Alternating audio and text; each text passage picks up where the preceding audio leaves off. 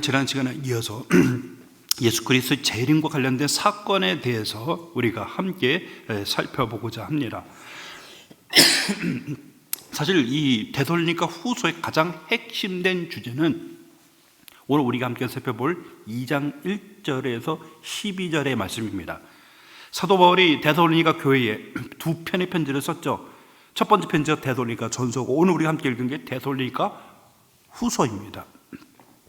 만약에 전편이 제대로 성도들 가운데 잘 녹아들어서 성도들이 문제를 해결했다면 두 번째 편지를 쓸 필요가 없는데, 두 번째 편지를 썼다라는 것은 첫 번째 편지를 썼지만 아직도 해결되지 아니하는 문제가 있었다는 겁니다. 그게 뭐죠? 예수님의 재림에 관련된 것입니다. 여러분, 데살로니가전서 4장 13절에서 5장에 이르기까지 사도 바울은 예수님의 재림과 그 때와 시기에 대한 이야기들을 이미 전편에 이야기를 해줬어요.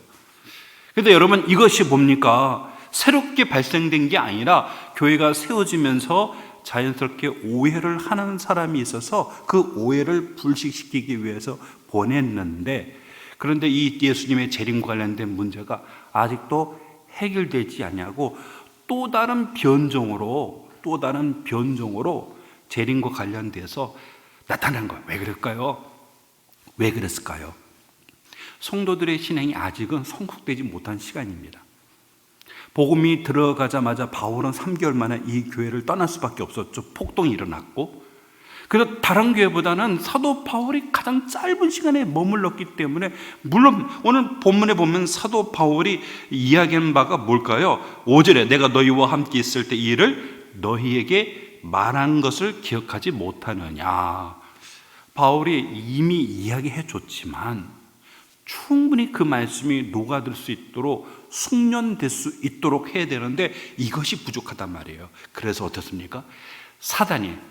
그 중에서 사단이 그리스도의 재림에 대한 그 열망 가운데 있을 때 그들을 미혹해서 넘어뜨릴 수 있는 약점을 사단이 발견한 거죠. 그걸 집중적으로 공격을 하는 겁니다. 여러분, 사단은요, 우리의 약점이 발견되면 그 약점을 집요하게 공격을 합니다. 여러분 보시고 운동 경기를 한번 보세요. 감독들이 경기가 펼쳐지기 전에 상대방의 적이 어떻습니까? 비디오를 탁 거두어 봅니다. 상대방의 경기를 했을 때 그 경기를 다 영상을 촬영해가지고 그거를 다 분석하거나 현장에 가서 봅니다. 그러면 어떻습니까? 사람이 하는 일에는 약점이 있을 수밖에 없어요. 축구를 하든 씨름을 하든 상대방의 강점이 있고 그리고 약점이 있어요. 그러면은 씨름 같은 경우를 보면요, 안타리 그래 계속 감독이 거기에다 주문하는 거예요. 상대방의 약점이거든요. 들배지기 계속해서 거기만 집중 공격하다 보면 10번째가 안 넘어갈 나무가 없거든요. 계속 공격하다 결국은 거기에 기술이 걸리면은 어떻습니까? 넘어가 버리는 거죠. 사단이 그렇습니다. 여러분, 이 교회 정말 환난 가운데서도 열정적으로 믿음의 역사와 사랑의 수고와 그리고 인내의 소망의 인내가 있는 교회였죠. 누구보다도 주님의 그 마라나다 신앙, 주님이 어서 오시옵소서라는 주님의 재림에 대한 신앙이 열망이 있지만, 너무나도 여러분 그 열망 가운데 있다 보니 그 가운데 불완전한 모습들이 있었다는 겁니다. 거기를 사단이 집중적으로 공격을 하는 거죠. 그래서 어떻습니까? 이들의 신앙을 흔들어 버리는 거죠. 여러분, 이 그리스도의 재림과 관련돼서 여러분 어떤 문제였죠? 본문의 사도 바울이 여러분 2절의 하반절에 보면 뭐죠? 어떤 것이 있었습니까? 바로 그리스도가 이미 주의 날이 이르렀다라는 거예요. 여러분, 이들은 주님에 대한 그 재림에 대한 열망을 갖고 있던 성도입니다. 오매불만 어서 오십시오, 주님. 주님이 오시는 그날은 구원의 축제가 일어나는 영광의 날이에요. 온 성도들이 그날을 갈망해서, 그러니까 핍박이 심하면 심할수록 주님의 재림을 얼마나 여러분 갈망을 하겠어요. 그런데 그거를 사단이 교묘하게 이용을 하는 거죠. 이미 왔다는 거예요. 언제? 너 잠자고 있을 때 왔어. 예수님이 이미 왔다는 거예요. 나 몰랐는데? 주님이 언제 오신지 나는 몰라. 내가 모르는 사이 주님이 이미 왔어? 그러면서 성도들이 어떻습니까? 쉽게 마음이 흔들린다라는 이 술로마이라는 단어 썼는데, 이 단어가 태풍이 지나가고 나면 항구 도시 어떻습니까? 배들이 묶여있는, 정박해 있는 배들이 막 요동을 치잖아요. 그들의 마음이 흔들리는 거죠. 막 동요를 하는 겁니다. 그리고 어떻습니까? 두려워한다. 공포에 사로잡혔어요. 여러분, 두려움은 우리의 믿음을 끌어내립니다, 여러분. 그래서 여러분, 이 디모데 후서 1장 8절에 보니까 사도 바울이 뭐라고 하죠? 하나님이 주신 마음은 두려워하는 마음이 아니라 사랑과 근심과 절제하는 마음이다. 그래서 이 디모데에게 권면하잖아요. 너 두려워하지 마라. 내가 이렇게 감옥에 갇혔다고 해서 두려워하지 말고, 뭡니까? 복음과 함께 고난을 받아라 하고 바울이 디모데에게 권면을 하잖아요. 그러니까 이들의 마음이 막 동요가 되고 두려운 마음을 갖게 되는가? 여러분, 대단히 위험천만한 상황이 아닐 수가 없어요. 그래서 바울이 주의 날에 이미 이르렀다라고 하는 이 거짓된 가르침에 흔들리지 마라. 여러분, 사실은요, 이 가르침만을 잘 생각하면은 이 거짓된 가르침에 빠지지 않습니다. 주님, 사도 바울이 데살로니가 전서 4장 13절에 보면 뭐라고 했죠? 주님이 강림하실 때 어떻게 했죠? 천사장이 호령과 나팔 소리로, 요 이미지가 어디서 여러분 가져왔냐면 시내산에서 하나님의 영광의 구름 가운데 임재하잖아요. 그죠? 그때 막 뭡니까? 막 그 나팔 소리와 함께 불 가운데서 막 큰 지진이 일어나면서 얼마나 이스라엘 백성들이 두려워해서 우리가 죽을까노라 하고 합니까? 근데 그 이미지를 가지고 왔어요. 그게 뭡니까, 여러분? 주님이 오실 때 속삭이듯이 몰래 나 왔다 갔다 하고 몰래 그렇게 오고 가는 게 아닙니다. 온 세상이 떠들썩하고 천사장의 나팔 소리와 호령 속에서 뭡니까? 주님이 오실 때 혼자 오시는 게 아니라 이미 우리 역사 속에 먼저 돌아간 우리 신앙의 믿음의 선배들이 같이 주님과 함께 온단 말이에요. 이 땅에 있는 모든 자들이 다 주를 보게 될 거라고 여러분 요한계시록 1장 8절에도 분명히 말하고 있습니다. 모두가 다 보는, 처음에 초림할 때는 조용히 오셨어요. 주님이 오신 것은 천사들의 여러분 하나님의 계시가 아니고서는 어느 누구도 주님이 오셨는지는 몰랐습니다. 동방박사가 와서 유대인의 왕이 어디서 태어났냐고 알려주지 않았더라면 몰랐을 것이고, 목자에게 여러분 천사가 얘기했잖아요. 구유에 누우신 아기 예수를 보라. 그러고 세상에 구주가 오셨으니 하늘에는 영광에 땅에서는 평화로다. 이렇게 하니까 여러분 달려가서 발견하게 됐죠.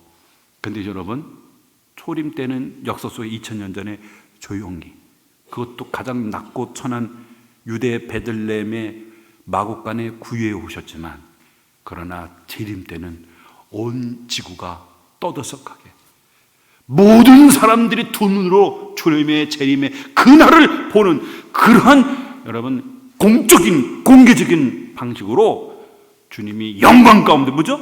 영광의 구름 속에서 권능과 영광 속에 주님이 오게 된다라고 말하고 있죠. 그러면은 주가 이미 왔다라고 할 때 여러분 어떻습니까? 이 진리를 알면은 여러분 이거를 배격시킬 수 있지요. 그 거짓말이야. 주님이 그렇게 조용히 올 수 없어. 그건 거짓말이야. 그렇게 여러분 반박할 수가 있는데, 믿음이 연약한 성도들은 귀가 얇아가지고 어떻습니까? 막 두려워하는 거죠.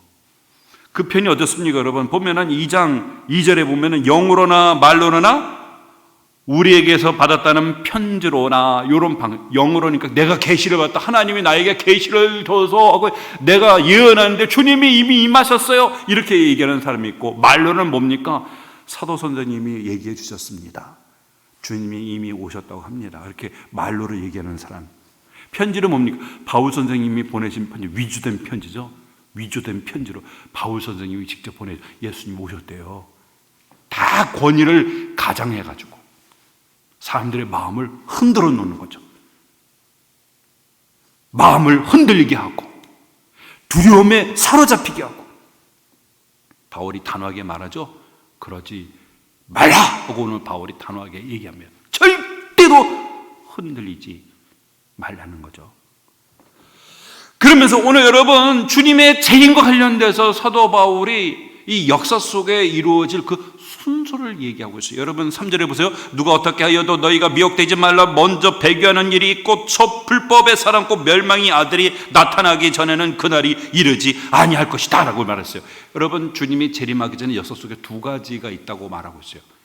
첫째는 뭡니까? 첫째는 먼저 어떠죠? 배교하는 일이 먼저 있다는 겁니다. 첫째는 배교. 그리고 두 번째는 뭡니까? 두 번째는 예수님이 재림하시기 전에 두 번째는 뭐죠? 불법의 사람, 멸망의 아들. 불법의 사람, 멸망의 아들이 나타난다. 역사 속에 먼저 재림 전에 있어야 될 일들이 두 가지가 있다는 거예요. 하나는 배도하는 일, 배교하는 일. 두 번째는 불법의 사람이라고 하고 멸망의 아들이라고 하는 존재가 나타나고 나서, 그리고 나서 주님이 재림한다는 거예요. 그러면 이 성도들, 이 말씀을 받은 성도들 어떻습니까? 아직 불법의 사람, 멸망의 아들이 아직 나타나지 않았잖아요. 그럼 아직은 주님이 재림하지 않았다는 뜻이에요. 물론 주님이 곧 오신다라고 말했죠. 도적같이 오신다라고 했어요. 불현듯 찾아온다라고 말했죠. 강도와 같이 불현듯 주님이 찾아온다라고 분명히 말했어요. 하지만 주님이 오시지만 역사 속에 먼저 있어야 될 두 가지 사건이 뭐죠? 배교하는 일이 먼저 있고, 두 번째는 불법의 사람이라고도 하고 멸망의 아들이라고 부르는 자가 그 이후 나타나고 나서 그 다음에 주님이 재림한다라고 하는 사실이에요. 여러분, 배교하는 일이라는 게 뭡니까? 이 배교라고 하는 거는 여러분, 주님을 부인하는 걸 말하죠. 주님을 부인하는 거. 그래서 여러분, 우리 주님도요, 그 누가복음 22장과 마태복음의 25장에 보면 마지막에 종말에 대한 이야기를 하면서 주님께서 뭐라고 말하고 있죠? 미혹당하지 말 것을 우리에게 당부했어요. 미혹하지 마라 그랬어요. 예?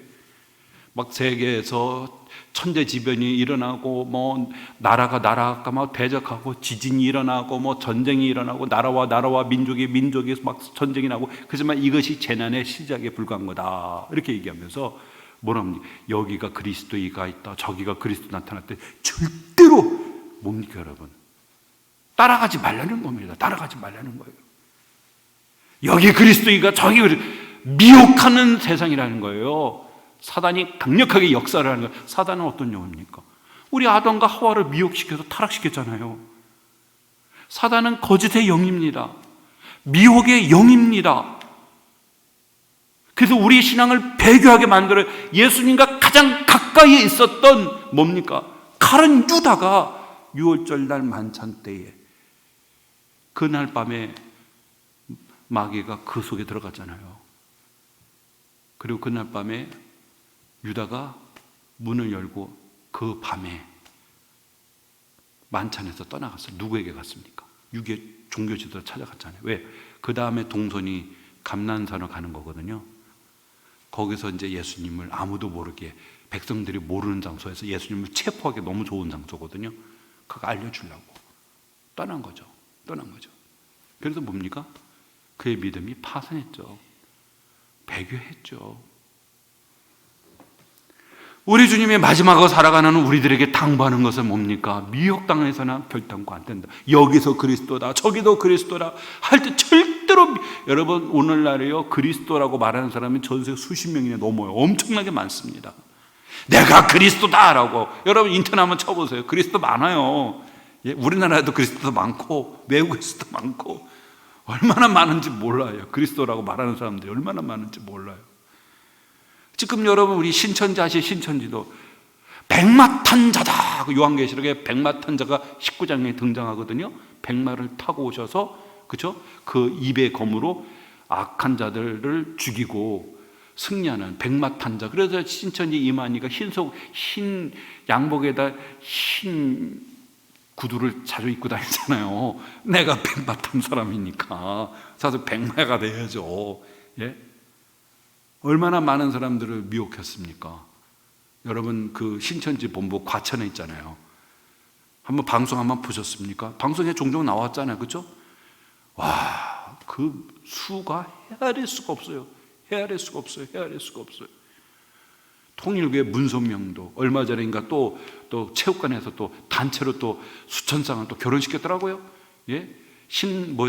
한학자라고요? 한학자 문선명은 죽었고 부인인가요? 한학자.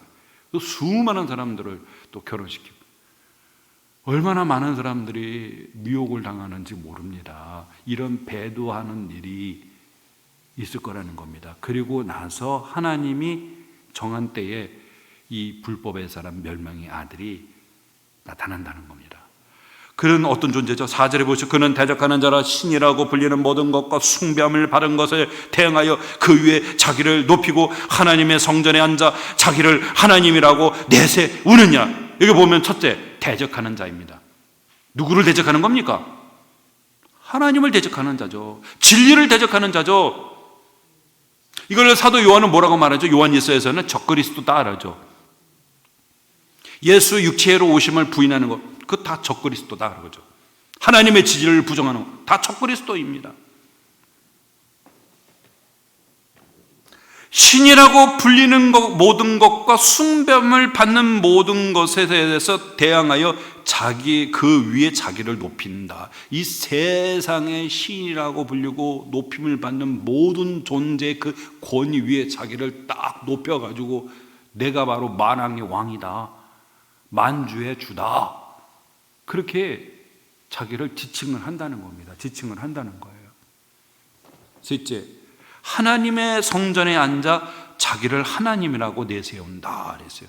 하나님의 성전에 딱 앉아가지고 내가 바로 야훼다, 내가 바로 하나님이다, 이렇게. 여기 대해서 많은 학자들이 이제 이야기합니다. 그럼 이 존재가 누구일까? 첫째가 옛날에 이제 헬라에 지난번 우리 박발 목사님이 다니엘서를 강의할 때 안티오쿠스 에피파네스라고 하는 인물이 등장하거든요. 이 인물이 군대를 이끌고 남방 이집트를 침략해서 큰 전쟁을 하다가 패배를 해가지고 돌아갈 때 그 분풀이를 예루살렘에 가서 분풀이를 하잖아요. 그래가지고 어떻습니까? 제사를 금하게 만들고 할례를 행하지 못하게 해서 할례를 행하거나 할례를 시켰던 그 어미를 아주 잔혹하게 죽입니다. 그리고 제단에다가 제우스 그 신상을 세워놓고 또 돼지 머리를 잘라다가, 유대인들은 돼지를 싫어하니까 돼지 머리를 잘라다가 제사를 드리고 남자들이 성전에서 뻘거벗고 레슬링을 시키고 모욕을 시키는 거죠. 그러다가 참다 참을 수 없어서 나중에는 그 대제사장이 이오니스 2세가 사독의 계보인데 예수아라고 하는 인물을 교체를 시켜버렸어요. 거기에 그냥 완전히 그 경건했던 그 사람들이 완전히 봉기를 해가지고 마타티아스라고 하는 인물이 이 하스모니아 왕조, 하스모니아 가문의 마타디아라는 사람이 그 이제 헬라 그 제사장 사람들 죽이고 봉기를 일으킵니다. 그래가지고요, 이 BC 167년에 유대가 독립을 합니다. 근데 그때는 이제 국제 정서가 왜 이제 독립을 할 수 있었냐면 로마의 세력이 점점점 이 지중해로 세력이 영향을 미치고 있었고, 지금 막 세계 국제 정세가 옛날에는 이제 헬라가 지배를 했었는데 로마가 막 이제 지중해로 막 다가오는 거 세력이, 이러다 보니 거기에 신경을 쓸 수가 없는 거예요. 그 사이에 이제 유대가 독립을 했죠. 그래서 그거를 이제 하스모니아 왕가다, 그래서 그때를 말하는 게 아니냐. 또 어떤 경우는 뭐냐면 로마 때에 그 가리큘라라고 하는 로마의 황제가 이 예루살렘에다가 자기 신상을 세우라고 했어요. 근데 이 지역에 있는 총독하고 또 분봉왕이 있던 헤드로 아그리파 2세가 그거를 막 만류합니다. 왜냐하면 거기다가 가리큘라 황자의 신상을 세우는 그 순간 완전히 폭탄이 터지는 거예요. 번개하는 거예요. 그래갖고 이 총독하고 이 분봉왕이 그 황명이 이제 전달하기까지 한 3개월인데 시간을 막 끌어요. 시간을 최대한 끄는 사이에 이 로마의 이 정변이 일어납니다. 이 가리큘라가 원형 경쟁에 가서 구경하려고 지하의 터널로 이렇게 나가다가 백부장, 자기를 경호했던 백부장이 이 황제에게 다가와서 목을 베고 배를 찔러서 거기서 죽입니다. 백부장 2명이. 그래서 거기서 가리큘러 황제가 죽었어요. 그래서 나중에 광명이 도착했을 때 황제가 죽었어요. 그래가지고 그거 세웠으면은 이제 유대인들은 이제 죽기 살기로 이제 봉기로 일어나죠.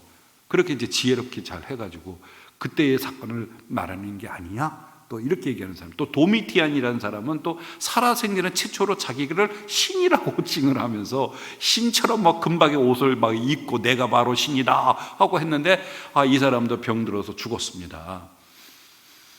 근데 여러분 기억할 것은 오늘 말씀에 보면 이제 역사가 2000년이라는 시간이 흘렀잖아요. 그죠? 그러면 어떻습니까? 오늘 본문의 말씀에 보면 주님의 재림절에 있을 사건이잖아요. 이 불법의 사람 멸망의 아들이 나타난 후에 누가 온다는 겁니까? 주님이 재림하신다는 건 아직은 불법의 사람과 멸망의 아들이 나타났다는 겁니까? 나타나지 못했다는 겁니까? 아직 나타난 게 아니죠. 그래서 옛날에는요 보면은 우리 신앙의 선배들, 우리 이제 우리 종교 개혁가였던 위클리프하고 후스는 교황이다 그랬어요. 적그리스도고 교황이다. 그렇죠? 완전히 신앙이 부패되었고 자기를 마치 그냥 권위를 하나님의 권위처럼 자기를 주장하니까. 예. 또 그것도 보면 또 아니란 말이에요. 나폴레옹이다. 또 얘기해요. 나폴레옹이 여러분 로마로 진주로 해가지고 교황을 막 폐위시키려고 했었어요. 그러다가 이제 나중에는 타협을 받는데 이제 왕관을 쓸 때 그 당시에는 이제 왕관을 쓰면 누가 세워주냐면 교황이 와가지고 도유식을 하거든요. 기름을 붓고 왕관을 딱 세우거든요. 그래서 그 당시 로마의 이 교황도 보통 사람이 아니었어요. 죽이려면 죽여봐. 나 죽이려면 죽여봐. 그렇게 또 했어요. 근데 이제 나폴레옹이 어떻게 해서 왕관 쓴 줄 아십니까?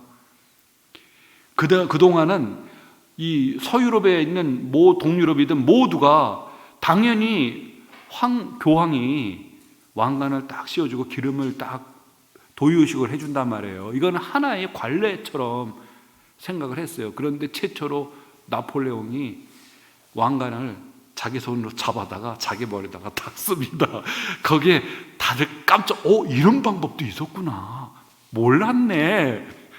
이거 어떻게 하는지 보자. 나폴레옹이 어떻게 황제가 되는지 보자. 다들 이제 그렇게 하고 교황도 비협조적이었단 말이에요. 그런데 그 사람이 대관식 때 직접 들어가가지고 그 왕관을 들고 자기 머리에다 딱 쓰고 내가 바로 이제 황제다 하고 선포할 줄 누가 알았겠습니까? 또 어떤 사람은 히틀러다, 무솔리니다, 또 모태똥이다, 스탈린이다, 김일성이다. 그 역사 속에서 악인들은 다 동원을 했어요. 근데 뭡니까? 역사는 계속 진행이 됐죠. 우리는 아직은 베일에 쌓여 있습니다. 그런데 분명한 사실은 이 존재는 대적하는 자입니다. 그리고 그 권위를 하나님보다도 더 자기의 권위를 주장하고 하나님의 성전에 우뚝 선다는 거죠. 그럼 말 그대로 하나님의 성전일까요? 왜요? 지금 성전 없어졌잖아요. 그죠? 지금 하나님의 성전 없어졌잖아요. 예루살렘에. 아시다시피 AD 70년경에 로마 티도 이 베스파시안 황제에 의해서 장군에 의해서 완전히 파괴됐잖아요. 그거 없어졌잖아요. 그럼 어떻게 해요? 하나님의 성전. 근데 여러분 알다시피 고린도전서 3장 15, 16절에 사도 바울이 뭐죠? 너희는 하나님의 성전인 것과 하나님의 성령이 너희 가운데 거하시는 것을 알지 못하느냐. 교회를 사도 바울은 성전이라고 해석합니다. 디모데전 3장 15절에 이 집은 살아계신 하나님의 교회요 라죠. 성전을 하나님이 거하시는 성도요, 성도의 모임, 교회로 해석하고 있다는 거예요. 그렇다고 한다면 하나님의 성전의 또아리를 들고 앉아가지고 내가 바로 하나님이다라고 주장한다는 것은 하나님의 교회 속에서 이 존재가 자기를 신처럼 군림하고 주장한다는 거죠. 그런데 이 존재가 발현하지 못하도록 제어하는 존재가 있다는 거예요. 제어하는 존재가. 여러분 6절에 보세요. 너희는 지금 그로 하여금 그의 때에 나타나게 하려 하여 막는 것이 있는 것을 아나니 불법의 비밀이 이미 활동하였으나 지금은 그것을 막는 자가 있어 그 중에서 옮겨질 때까지 하리라 그랬어요. 하나님께서 정한 시간, 그때에 이 불법의 비밀, 불멸망의 아들이라고 불리는 바로 이 교만한 자가 나타날 겁니다. 근데 그때까지 뭡니까? 발현하지 못하도록, 출현하지 못하도록 제어하는 분이 있다는 거예요. 제어하는 자가 있어요. 그게 뭐라고요? 오늘 설교 주제인 막는 자와 막는 것. 막는 자와 막는 것. 이것이 제어하고 있다는 겁니다. 그런데 여러분 종말 때에 이 존재는 하나님이 정한 때에 잠시 역사 속에서 나타날 겁니다. 나타날 겁니다. 근데 그때까지 뭐예요? 막는 자와 막는 것이 있다. 이렇게 얘기합니다. 여러분 여기에 대해서 많은 사람들의 주장이 있어요. 어떤 분은 이것을 무엇을 하나님이다 라고 말했는데 하나님이 세웠는데 하나님이라고 말할 수는 없잖아요. 그렇죠? 또 어떤 사람은 성령 하나님이다 그래도 여기 보면 옮겨진다 그랬어요. 옮겨진다는 거는 뭡니까? 하나님께서 어떻게 돼요? 정한 때에 이 존재가 발현하게 될 때에 그 존재 막는 자와 막는 것을 뭡니까? 옮겨진다는데 성령 하나님 와서 성령 하나님을 옮겨요? 그렇죠? 그것도 말이 안 돼요. 복음이다 라고 말합니다. 복음이 막한다는데 이런데 복음을 왜 하나님이 정하실 때 이걸 옮겨버립니까? 여기서 막혀요. 여기서 다 막혀요. 저는 다양한 주석가들이 여러 가지 의견을 냅니다. 제가 말씀드린 거는 이제 대표적인 것인데, 저는 이제 김세현 교수가 이번에 냈던 논문에 바로 이 막는 자와 막는 거에 대한 논문을 아주 디테일하게 세밀하게 이분이 논증을 했어요. 근데 저는 거기에 의견이 좀 가깝다라고 봅니다. 그분의 의견이 뭐냐면 여러분 이 세상의 국가 권력과 왕이라는 겁니다. 이걸 통해 하나님이 제어하고 있다는 겁니다. 제어하고. 왜냐하면 여기서 옮겨진다는 단어는 제거한다는 거예요. 제거한다는 겁니다. 마지막 때. 그 제거한다면은 여러분 생각해 보세요. 이것이 이제 성령 하나님이든 혹은 천사다, 가브리엘이다, 미가엘이다 여러 가지 얘기를 하고 있는데 그럼 이름을 밝히면 되는 거지. 뭐하러 막는 자와 막는 거라고 하는 애매모호한 표현을 씁니까? 그죠? 그냥 밝히면 되잖아요. 천사장 가브리엘이 막고 있다, 미가엘이 막고 있다 이렇게 얘기하면 되는 거 아닙니까? 근데 분명한 사실은 오늘 이 말씀은 성도들이 다 알고 있어요. 편지를 쓰고 있는 바울도, 편지를 받는 성도들도 의사소통에 아무런 문제가 없었기 때문에 지금 막는 자와 막는 거 쓰고 있는 거예요. 막는 자와 막는 거 이런 거 알지? 알고 있어요. 다 알아요. 왜? 바울이 가르쳤기 때문에. 근데 우리는 모르죠. 우리는 몰라요. 우리는 잘 몰라요. 이 막는 자와 막는 거를. 근데 분명한 사실은 이런 식으로 이니션으로 여러분 암호와 같은 코드로 이렇게 표현을 했다라는 것은 뭔가 편지를 쓰는 사람과 받는 사람 외에는 제3자가 읽기를 좀 꺼려한다는 그런 분위기를 우리에게 풍기고 있는 겁니다. 그렇죠? 이 편지라고 하는 것은 옛날에 인편입니다. 인편. 그리고 이 편지를 전달하기 위해서는 배를 타고 갑니다. 배에서 숙직을 합니다. 하다 보면 로마 병사들이 항상 항구에서 검열을 합니다. 왜냐하면 도망간 노예도 있을 테고 또 여러 가지 또 간첩들도 있을 수 있는 거잖아요. 이 당시에는 특별히 노예들, 도망친 노예들이 참 많았어요. 노예들이. 그래서 이제 항구 같은데 검문을 합니다. 검문을. 몸에 표시가 다 있잖아요. 노예가 되면 인두로 다 찢어서 이게 도망간 노예인지 그걸 다 이제 검문한단 말이죠. 그리고 옛날에는 교통편이 뭐 있습니까? 육로 아니면 배편이 더 없잖아요. 뭐 비행기 타고 가는 것도 아니고요. 그러다 보면 이 편지, 너 뭐야? 한번 열어봐. 그것도 이 편지를 읽다가 보니 이건 불온소적이네. 로마 황제하고 이 국가에 대해서 비방하는 그런 공격적인 표현을 쓰면은 어떻습니까? 체포되는 거예요. 체포되는 거예요. 그러니까 오늘 바울이 애매한 표현을 쓰고 있는 거예요. 받는 사람하고 쓰는 사람만 알면 돼요. 막는 자와 막는 거 이렇게 쓰고 있는 거죠. 그래서 저는 국가 왜요? 정하신 때요 제거한다 그랬어요. 옮긴다고 했어요. 제거한다, 옮긴다고 했어요. 분명한 거는. 그러니까 지금은 뭡니까? 지금도 국가 권력과 또 지도자가 그런 역할을 하고 있는 거죠. 그래서 여러분 보십시오. 이 가리큘라도 이 사람이 어릴 때에 이 고대 이 중동 지역에 있는 왕자들하고 같이 자라났거든요. 로마에서는 황제가 되면요 대관식이라는 게 없었어요. 황제가 되면은 어떠냐 원로원들이 모여가지고 오늘부터는 아무개로 황제로 옹립합니다. 그러면은 바로 그 순간에 마차를 타고 로마로 막 가고 있어요. 황제가 되셔야 됩니다고 하다 보면은 이미 황제가 된 거예요. 도착해 보니까 그 호칭이 장군님에서 황제가 된 거예요. 대관식 자체가 없어요. 그런데 이 가리큘라가 어릴 때부터 동방에서 어떻게 보면 인질로 끌려온 왕자들하고 어릴 때부터 같이 자라오면서 헤롯도 그래서 이제 서로 이렇게 인맥을 또 쌓은 거예요. 그렇게 어릴 때부터 자라오는데 동방 이쪽 사람들은 왕이 되면 엄청 화려하게 임직식을 한단 말이죠. 우리도 우리 임직식을 하잖아요. 그렇죠?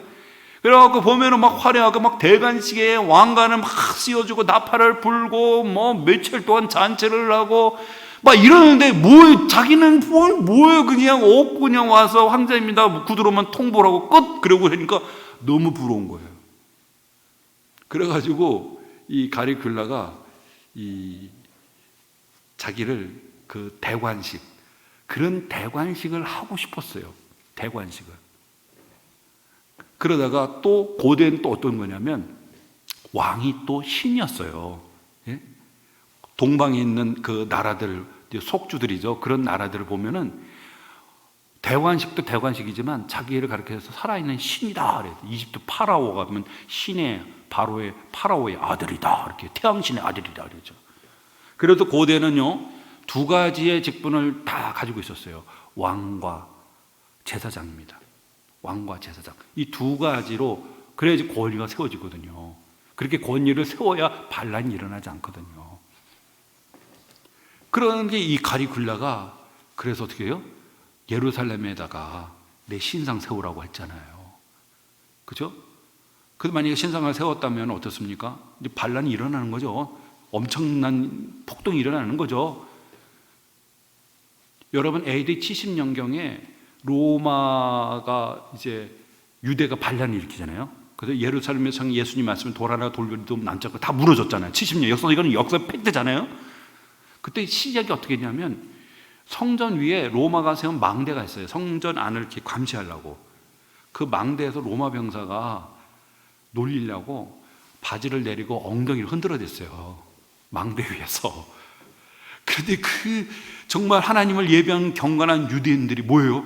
저 망대에서 엉덩이를 흔들고 앉았네? 조롱이잖아요. 거기서 시작이 됐어요. 폭동이.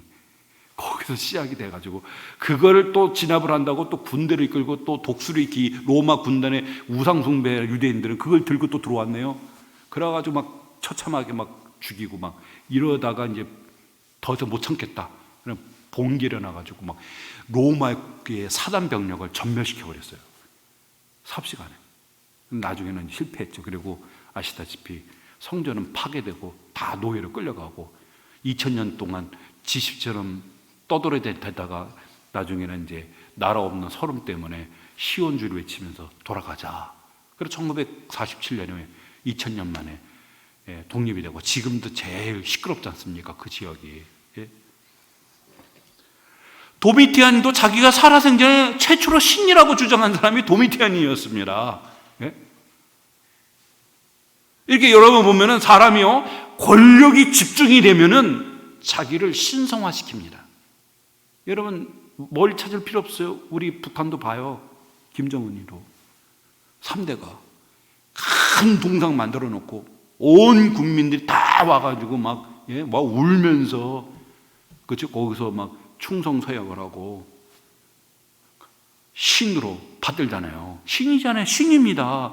그렇게 왜 여러분 이 신앙을 끌고 오냐면 권위를 주장하려는 거예요. 그렇게 권위를 세워야 반란을 일으키지 않고 복종하죠. 그러려고 자기를 그렇게 주장하는 거란 말이에요. 그런데 절묘하게 그럴 때일수록 어떤 일이 벌어집니까? 내로도 어떻습니까? 봉기가 일어났잖아요. 도망쳐가지고 나중에 옆에 있는 신한테 나 어떻게 하면 좋겠어? 그랬더니 멋있게 자살하세요. 그랬더니 네로가 막 울면서 그 옆에 있는 신한 황제가 됐는데 체면도 없습니까? 멋있게 탁 이렇게 자살하고 나중에 울면서 죽었잖아요. 네로가. 그리고 가리큘라는 아까도 말씀드린 원형경정으로 이동하는 지하 터널 연결된 터널에서 백부장이 죽였고 도미티안에 병 들어갔고 죽었고.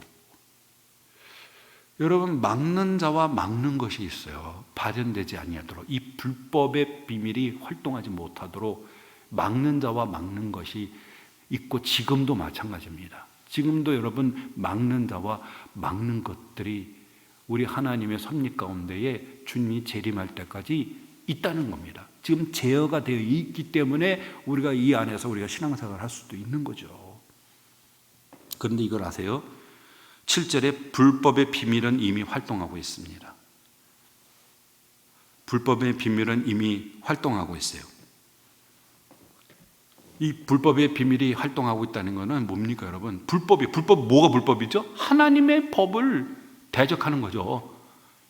근데 왜 비밀이라고 해서 은밀하게 이 사회 곳곳에서 이미 그 배우는 사단이죠. 사단이 우리의 이 배우 속에서 은밀하게 이 세상 속에서 이 불법이 지금은 이미 활동을 하고 있단 말이에요.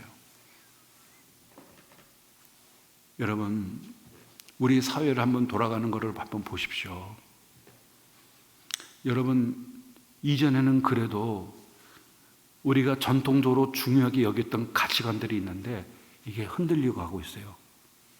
생명에 대한 가치관, 그리고 가정에 대한 가치관, 이 사회를 받쳐줬던 이런 가치관들이 조금씩 좀먹어가면서 흔들려가고 있습니다. 여러분 미국의 재산도 보시면은 이번에 해리스가 떨어진 것 중에 하나 중에 뭐냐면 여성에게 낙태의 권리를 주겠다.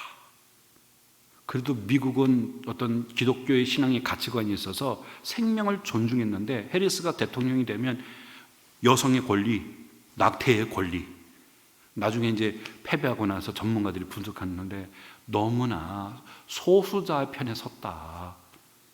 다수들의 사람들을 신경 안 써 너무 소수자에 신경 써서 트럼프한테 졌다. 이렇게 또 해석을 하시는 분들이 있는데 그 중에 하나가 뭐냐면 뭡니까? 낙태의 권리. 그러니까 여성이 자기 스스로가 결정하겠다는 거예요. 이래라 저래라 하지 말라는 겁니다. 생명에 대해서. 또 어떻습니까 여러분? 동성연애죠. 소수자. 그래서 마치 우리가 다수가 소수의 인권을 막 유린하는 것처럼 우리는 그 소수, 그 사람들을 미워하는 게 아니라 죄를 미워하는 겁니다. 죄. 왜 우리가 소수를 우리가 짓밟습니까? 아닙니다. 예? 우리는 모든 사람을 하나님 형상으로 지음받은 존재로 우리는 존중해야 돼요. 근데 우리가 싫은 거, 우리가 반대하는 거 뭡니까? 죄입니다. 동성연애 죄입니다. 죄.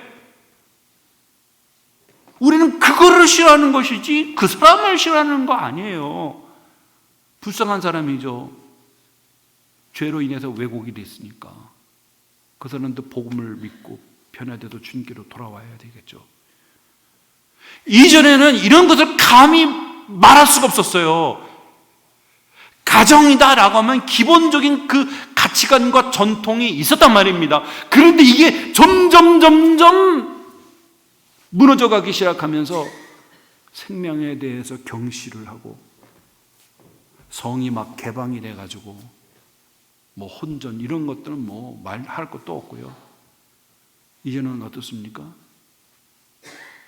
소수자를 이제 왜 축제하는지 난 이해가 안 가요. 그래요. 그렇게 살고 싶으면 그렇게 살으라고 그래요. 뭐라고 하겠습니까 그거를?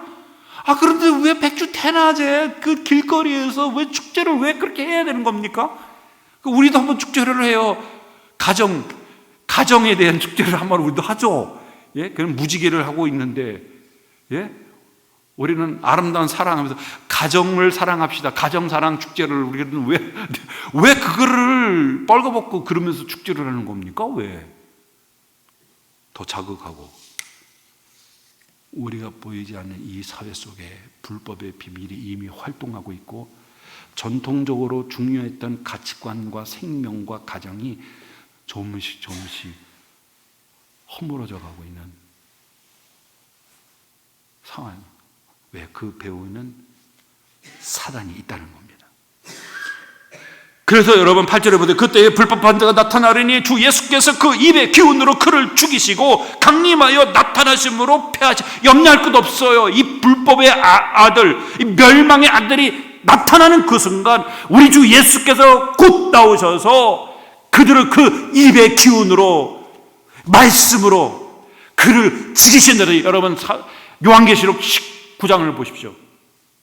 요한계시록 19장에 보면은 백마를 타신 예수님이 충신과 진실이라고 하는 그 백마를 타고 나오셔서 그 악한 자들을 무찌르, 그리고 나중에는 그들을, 사단과 그 악을 따르는 자들을 다 포박을 해가지고 저 무적갱에다가 집어넣고 뚜껑을 딱 덮어버리잖아요. 악한 자에 나타나면 사탄의 활동을 따라 모든 능력과 표적과 거짓 기적과 불의의 모든 속임으로 멸망하는 자들에게 있을 것이다. 미혹당하면 안 된다는 거예요. 비슷하게 여러분 능력을 나타나고 표적을 나타나고 기세를 나타나고 그걸 보고 여러분 사람들이 쫓아간다. 여러분 요한계시록 12장 13장에 보면요, 참 흥미로운 게 사단이 삼위일체를 흉내냅니다. 12장에 보면 붉은 용이 등장해요. 뿔이 10개고 머리가 7이고 10개의 왕관을 쓰고 있는 이 붉은 용이 등장합니다. 이게 이제 사단의 모체죠. 하늘에 있는 별 3분의 1을 꼬리로 잡아다 땅에 펼치는, 이 하늘에서 쫓겨나죠. 그래서 이제 예수 믿는 증인들하고 한판 승부를 하는데 13장에 보면은 바다에서 올라오는 짐승이 있고 땅에서 올라오는 짐승이 있어요. 바다에서 올라오는 짐승은 이 붉은 용하고 거의 비슷해요. 뿔이 10이고 머리가 7인 짐승이 바다에서 올라옵니다. 그리고 땅에서 올라오는 짐승이 있어요. 그 두 뿔을 가지고 있는 어린 양이 올라옵니다. 여러분 이 짐승은 다니엘서 우리가 살폈잖아요. 다니엘에 보면 4명의 짐승이 있잖아요. 이 모든 짐승에 합친 거예요. 결합이 된 겁니다. 왜 짐승의 편일까요? 이성이 없어요. 잔혹합니다. 누굴 죽여요? 예수 믿는 사람은 짓밟는다는 뜻입니다. 그런데요, 이 바다에서 올라온 짐승이요, 머리가 하나가 죽었다가 다시 살아나는 모습을 보입니다. 예수님을 흉내내고 있어요. 예수님을 흉내내고 있어요. 그리고 이 땅에서 올라온 이 짐승은 말을 참 잘해가지고 막 하늘에서 불이 내리게 하고 막 이럽니다. 하나님 성삼위 하나님의 삼위일체를 흉내냅니다. 그래서 사람들한테 미혹에 빠지게 만듭니다. 그런데 걱정할 것도 없어요. 왜요? 진리 안에 있는 사람은 절대로 미혹에 안 빠집니다. 누구만이 여러분 빠집니까? 10절을 보십시오. 불의의 모든 속임으로 멸망하는 자들에게 있으려니 이는 그들이 진리의 사랑을 받지 아니하여 구원함을 받지 못합니다. 멸망하는 자들에게 있을 겁니다. 그들의 어떠서 확증할 게 돼요. 진리를 사랑하지 않아요, 그 사람들은. 그들의 멸망을 확증하는 거예요. 그 따라간다는 것은 확증한 거예요. 예? 진리를 믿지 않고 불의를 좋아하는 모든 자들로 하여금 심판을 받게 하려 하심이라. 이러므로 하나님의 미혹의 역사를 그들에게 보내사 거짓 것을 믿게 하시면 진리를 믿지 않고 불의를 좋아하는 모든 자들로 하여금 심판을 받게 하려 합니다. 말씀을 맺도록 하겠습니다. 여러분, 오늘 사도 바울은 이 데살로니가 교회 성도들 지금 오해를 했잖아요. 그렇죠? 교정해 주고 있습니다. 주님은 곧 오십니다. 그러나 오시기 전에 먼저 배도하는 일이 있고 그 다음에 주님이 오실 바로 직전에 불법의 아들과 사랑과 멸망의 아들이 등장하게 될 거라는 겁니다. 그런데 지금은 막는 자와 막는 거, 하나님의 섭리로 제어하고 있다는 겁니다.